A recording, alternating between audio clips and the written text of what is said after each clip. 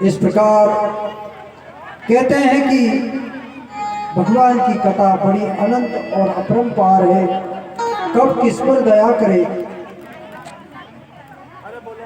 प्राचीन वही कि भरत नाम के पुत्र हुए। कहते हैं भरत बहुत ही भक्तिवान और धर्म शासन करने वाले राजा थे, इसलिए इनको राजगद्दी पर बिठा दिया। ऋषभ देव जी ने अपना संन्यास ले लिया।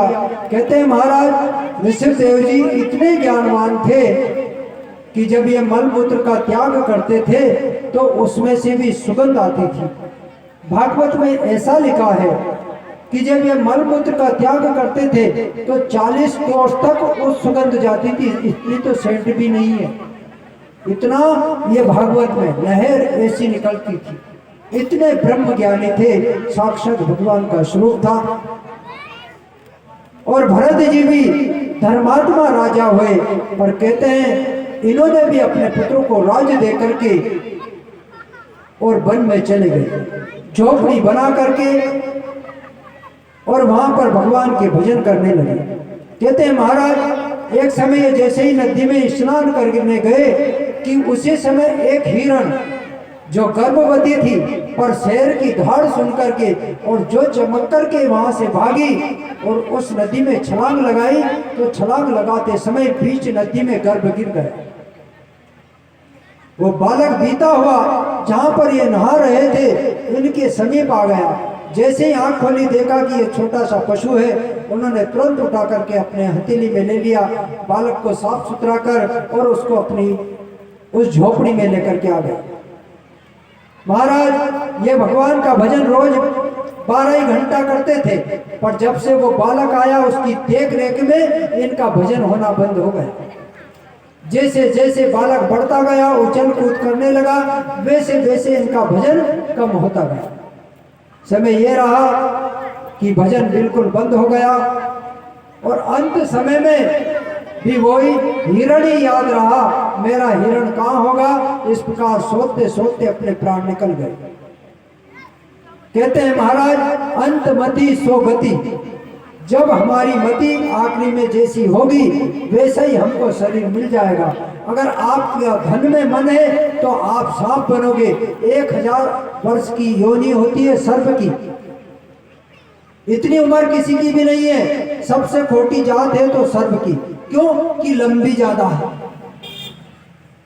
बहुत देर तक पूरी नहीं हो पाए। महाराज अपना 10 जन्म का ही 20 जन्म बीत गया है। कुत्ता कुत्ती का हो तो 1000 वर्ष में कतरा पूरा हो, और कहीं भगवान मच्छर बना दे तो 1 दिन की जिंदगानी है मच्छर की, तो 1-2 दिन में खत्म हो जाते हैं। जैसे पैदा होते हैं वैसे मर जाते हैं। इनकी भी उम्र अलग अलग परमात्मा ने की। हम सोचते हैं कि हमारा रात दिन हो रहा है तो 12 घंटे का, पर इनका तो पलक झपकने में ही नींद पक जाती है और दिन उगाता है।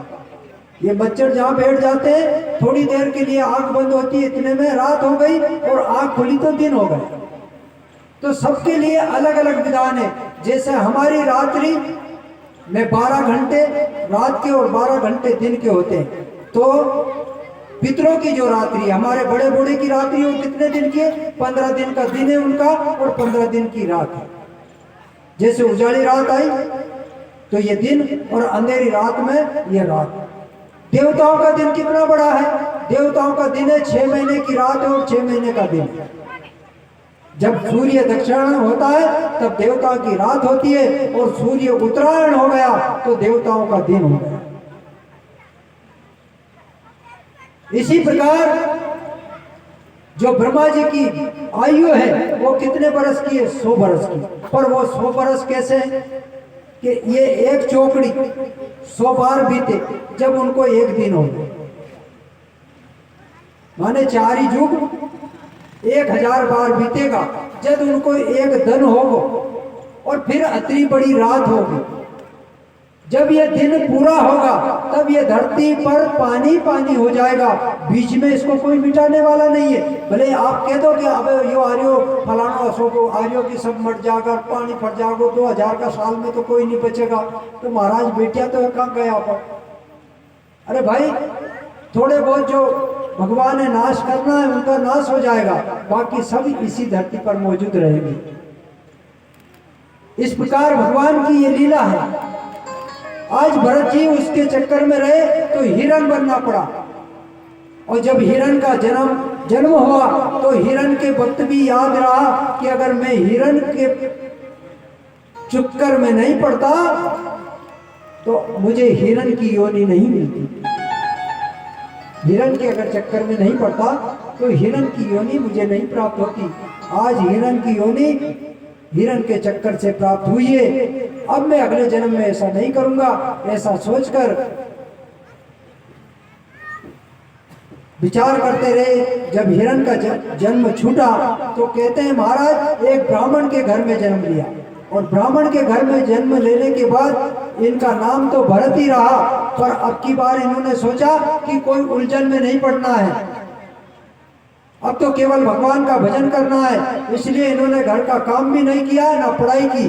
खेत पर भी भेजा तो कहा कि राम जी का खेत और राम जी की चिड़िया, राम जी की चिड़िया राम जी का खेत, और खाओ चिड़िया भर भर पेट। इस प्रकार उन्होंने कोई भी किसी का बंधन नहीं किया। महाराज घर वालों ने परेशान होकर के घर से निकाल दिया, तो अब ये जो भी मिल जाए उसी को खा लेते और भगवान का गुणगान करते। इसलिए इनका नाम हो गया जड़ भरत। राजा रावगण को उपदेश दिया, क्योंकि राजा रावगण की पालकी में कोई ढोने वाला नहीं था, एक आदमी कम था, तो उनको ही पकड़ करके ले गए और उन्होंने पालकी उठाई। राजा रावगण ऊपर बैठा, पर महाराज जड़ भरत तो चींटी भी बचा करके चलते थे। जैसे ही कूदे कि राजा का सिर उस पालकी में टकराया, तब राजा ने कहा अट्ठा मोटा कट्टा होकर के भी तू इतनी बदमाशी कर रहा है, तू नहीं जानता है अगर अब की बार कूदा तो तुझे प्राण दंड दे दूंगा, मृत्यु दंड दूंगा। जड़ भरत जी कहते हैं राजन, ना तो आत्मा मोटी होती है ना आत्मा पतली होती है, आत्मा तो सभी जीवों में समान होती है। इस प्रकार के वचन सुनकर राजा का हृदय पिघल गया। उसने कहा कि मैंने कोई कहार की जगह कोई भक्त को मेरी पालकी में लगा दिया है। तुरंत उतरा और पैरों में गिर पड़ा। तब राजा रावगण को वो ब्रह्म ज्ञान जड़ भरत जी ने दिया और कहा कि राजन, साधु महात्मा से मिलने के लिए कभी पालकी का इस्तेमाल नहीं करना चाहिए। वहां जाना है तो पैदल जाइए, शोर शराबा लेकर के, और महात्माओं के पास गुरु ज्ञान गुरु दीक्षा लेने के लिए नहीं जाना चाहिए। गुरु के सानिध्य में रहोगे, गुरु का आदर करोगे तो आपका जीवन धन्य होगा। अगर गुरु का ही अनादर करोगे तो उसके वो कुछ नहीं करेगा, पर भगवान ये सब कुछ कर देंगे। गुरु कभी किसी का भला बुरा नहीं सोचता, न भगवान सोचते हैं। कहते हैं ये काकभूषण जी भी एक हरिजन समाज के थे। थोड़ा बहुत ज्ञान पा लिया तो मर्जी चाह वहीं ब्राह्मणों को डराते रहते थे, ब्राह्मणों को अपमान करते थे। अगर थोड़ी बहुत ज्ञान हो नहीं कहीं का तो हर कहीं का ब्राह्मण बताओ यह कसा हुई थी, वह कसा हुई थी, तो 5 जड़ा के सामने लज्जित करना, ऐसा काम इनका था। एक बार ये घमंड में जाकर भगवान शिव जी के सामने शिव जी का नाम जप कर रहे थे। उसी समय जब गुरु जी आए तो अपने घमंड के कारण उठ करके खड़े नहीं हुए, ना गुरु जी को नमस्कार किया। इतने में भोलेनाथ बाबा को गुस्सा आई और गुस्सा में कह दिया कि जा तू कागला हो जा, काकभूषण जी हो गए। बाद में तो जो गुरु का अपमान करता है, भगवान क्रोध करते हैं, गुरु कभी क्रोध नहीं करता। गुरु को तो सभी एक समान है, ईश्वर के भी एक ही समान है। कहते हैं भाई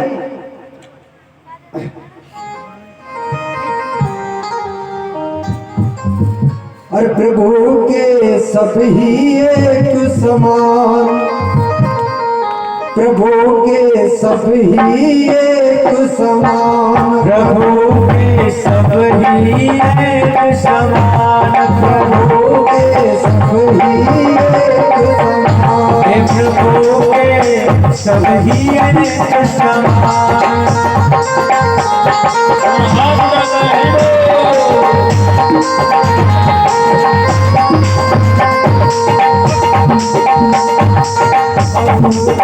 काला हो या हो गोरा, काला हो या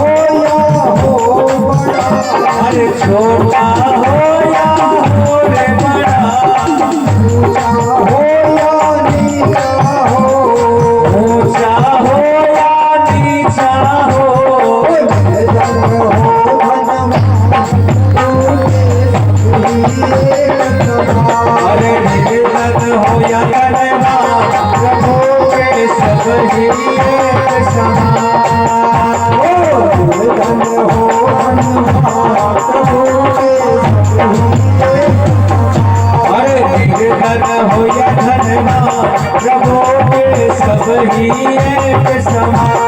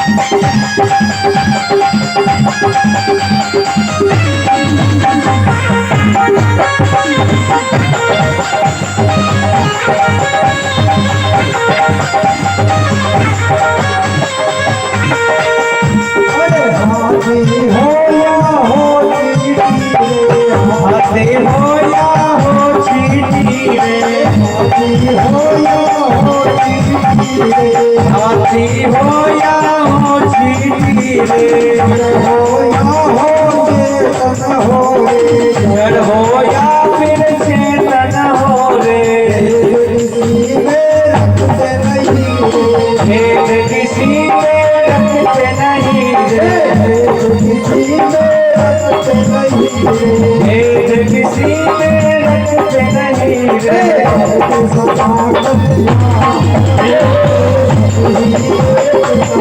हरे भरत सबर कल्याण प्रभु के सब ही एक समान।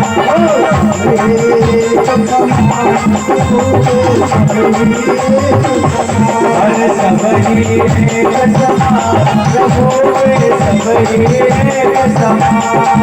प्रभु के सब ही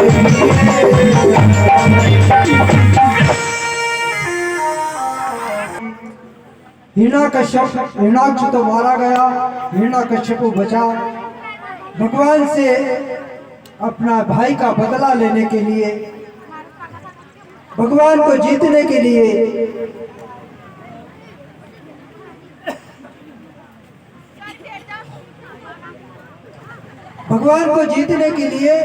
ये तपस्या के लिए गया। घर पर के गया कि हे कयादू, मैं 10,000 वर्षों तक भगवान की तपस्या करूंगा। कयादू ने कहा भगवान बहुत अच्छी बात है कि जो आप भगवान की तपस्या करने के लिए जा रहे हो, तो उसी समय ये कहकर के जैसे ही घर से निकला तो भगवान वहां पर जैसे ही तपस्या शुरू की और शुरू करने पर बृहस्पति जी एक तोता का रूप धारण करके आए और ये ओम ब्रह्म देवाय नमः कहने लगा। और उसी समय तोता बोलने लगा कि श्री वैष्णवे नमः। इस प्रकार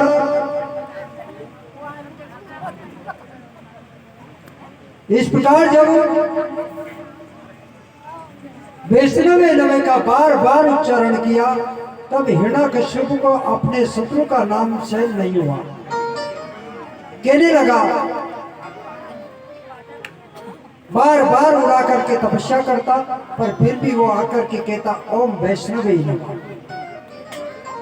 परेशान होकर थक हार कर हिरण्याकश्यप अपनी नगरी को वापस आया कि मुहूर्त गलत हो गया है। अब फिर डबल से शुक्राचार्य के द्वारा मुहूर्त दिखवा करके और सही समय पर आकर के तपस्या करूंगा। ऐसा सोचकर हिरण्याकश्यप वापस घर जब आया तो कहते हैं महाराज, पत्नी चाहे तो अच्छी संतान को उत्पन्न कर सकती है, पत्नी चाहे तो अपने बेटे को भगवान का भक्त बना सकती है। आज कयादू ने वही किया। हिरण्याकश्यप के और भी बड़े बेटे थे, पर सभी राक्षस प्रवृत्ति के थे, सभी के राक्षसी स्वभाव था। आज कयादू को मौका मिला।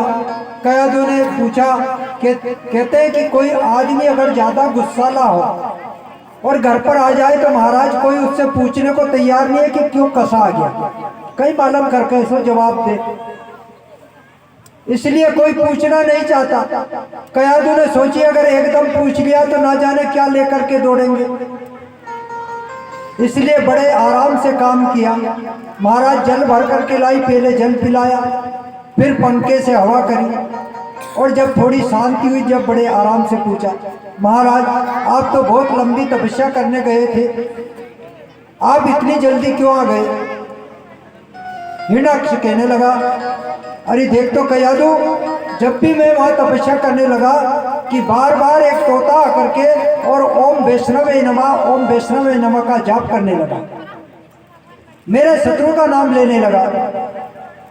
कयादू ने सोची अब मुझे उपाय मिल गया, इस बहाने में कम से कम भगवान का नाम तो मेरे पति जी से लिवा लूंगी। ऐसा विचार करके कयादू अब बार बार पूछने लगी, क्यों स्वामी, वो तोते ने क्या कहा था? याद होते हुए भी पूछा। बार बार हिरण्यकशिपु कहता, ओम वैष्णवे नमः, ओम वैष्णवे नमः। भोजन का समय हुआ। कहते महाराज राक्षसों को चरखा ज्यादा पसंद होता है, इसलिए आज बढ़िया भजिया मुंगेड़ी बना करके और उसके सामने रखा, और फिर हवा करती जाए, खिलाती जाए, और पूछती उससे, क्यों वो जो तोता आया था जंगल में, आप तपस्या करने गए थे जब, तो वो तोता क्या बोल रहा था? बार बार हिरण्यकशिपु कहता, हिरण्यकशिपु वो वैष्णवे वैष्णवे कहता है। महाराज सोने के समय तक कयादू ने कम से कम 501 बार उस राक्षस राज से भगवान के नाम का उच्चारण करा लिया। उसी का फल है कि उसी रात्रि में प्रहलाद जी गर्भ में आ गए कयादू के, और भगवान के भक्त पैदा हुए।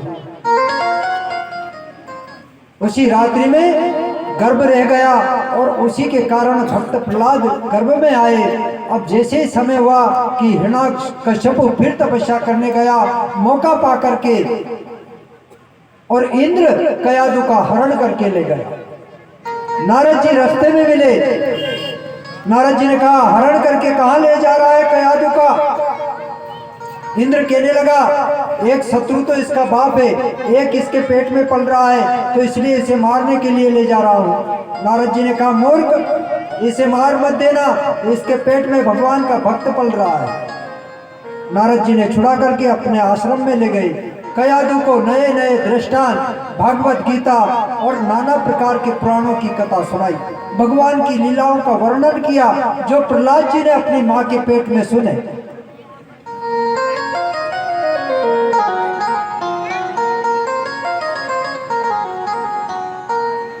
गर्भ अवस्था में भगवान की कथा सुनने से हमारे जो पुत्र होता है या पुत्री होती है वह संस्कारवान होती है।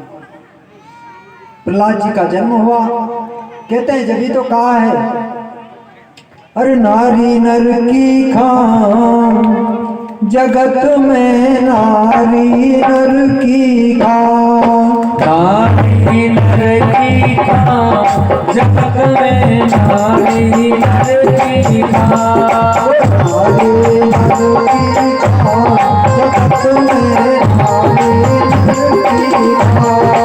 नारी है नर की खान जगत में, नारी है नर की खान।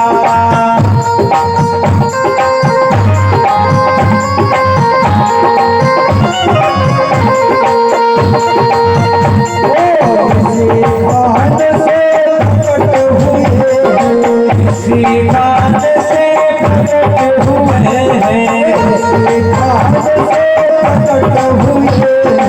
श्रीकांत से प्रकट हुए हैं।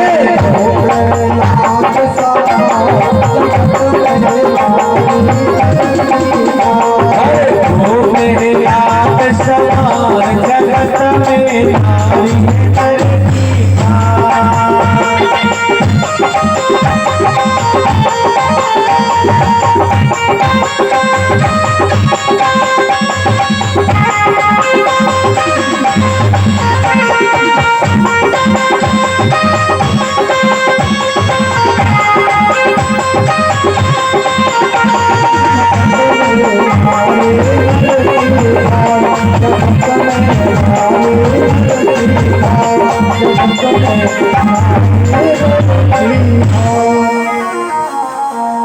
कहते हैं माता बहन चाहे तो अपने बालक को जैसा चाहे वैसा जन्म दे सकती है, संस्कार डालना हमारे हाथ में है। उसी प्रकार यहाँ पर प्रहलाद का जन्म हुआ। प्रहलाद जन्म से ही भगवान के भक्त थे। हिरण्यकश्यप ने जब उन्हें स्कूल में पढ़ाने के लिए गुरुकुल में छोड़ा तो वहाँ संड और अमर के नाम के जो शुक्राचार्य के जो शिष्य थे वो उन्हें पढ़ाते थे। कहते हैं साहब अगर स्कूल में जाओ तो राज ने जो किताबें दी है वही तो पढ़ाना पड़ेगा। सरकारी पढ़ाई अगर करवाओ तो जो किताब दी है सरकार ने उसकी पढ़ाई होगी। वहाँ अगर कोई कहे कि रामायण जी पढ़ा दो, भागवत जी पढ़ा दो, तो कौन पढ़ाए? सरकार ने नियुक्त किया है। इसलिए संत अमर्क को हिरण्यकश्यप के मास्टर थे, गुरु के गुरुकुल में नहीं गए तो वो तो वही बैर भावना सिखाएंगे। पर प्रहलाद जी सीखने में नहीं आते, वो पढ़ाते कुछ और थे और वो भजन भगवान के करते। अपने जो साथ रहते थे उनको भी कहा भाई इनके चक्कर में मत पड़ो, मैं कहूँ वो नाम लो। सभी गोपाल गोविंद गाने लगे। इस प्रकार भगवान के भाव में सभी अपने जो जितने भी सखा थे उन सबको भी प्रहलाद जी ने अपने ही रंग में रंग लिया।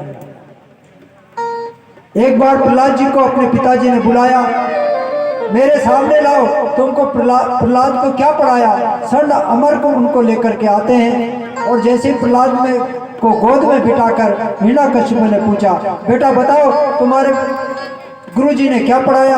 अब वो सुनना चाहता था कि मैं विष्णु को मार दूंगा, इनको काट दूंगा, पर उसने कहा पिताजी मैंने तो एक ही बात देखी है जगत में कि भगवान परमात्मा से बड़ा कोई नहीं है।